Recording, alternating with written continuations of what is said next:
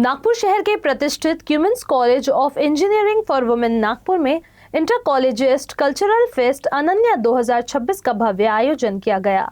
10 फरवरी से 14 फरवरी तक इस फेस्ट का आयोजन किया गया है, जिसकी थीम शेड्स ऑफ शी रखी गई है, जो नारी शक्ति, प्रतिभा और विविधता को समर्पित रही।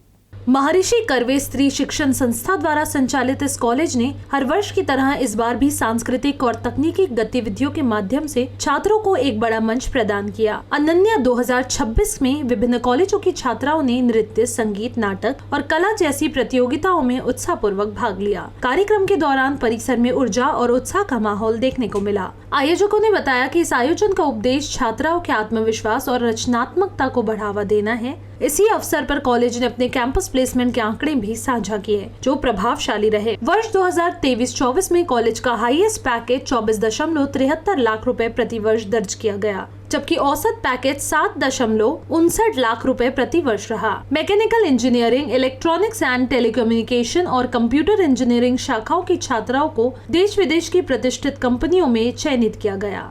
हम लोग के यहाँ एक एनुअल कल्चरल इवेंट होता है जिसका नाम अनन्या है। उसमें स्पोर्ट्स इवेंट, कल्चरल इवेंट और टेक्निकल इवेंट्स का एक मिश्रण होता है, जिसमें सभी बच्चे पार्ट ले पाते हैं।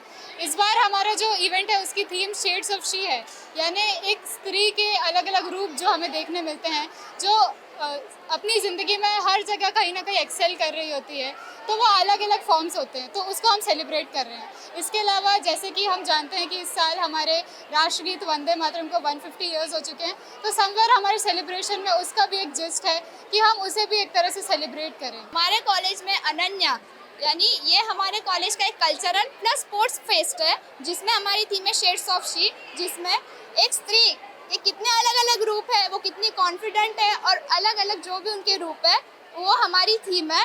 और उसमें हमारी एक और एडिशनल थीम है जो है कि 150 ईयर्स ऑफ वंदे मातरम इस साल हमारे भारत देश में हुआ है। तो इस तरह हमारा फेस्ट 12 तारीख से शुरू हो रहा है और 14 को ख़त्म हो रहा है, जो कि कल्चरल इवेंट्स, और 10 और 11 को हमारा है स्पोर्ट्स डे, और आज हमने किया है फ्लैश मॉब। सो प्लीज़ आप सब लोग आइए और हमारी फेस्ट की ऊर्जा बढ़ाइए।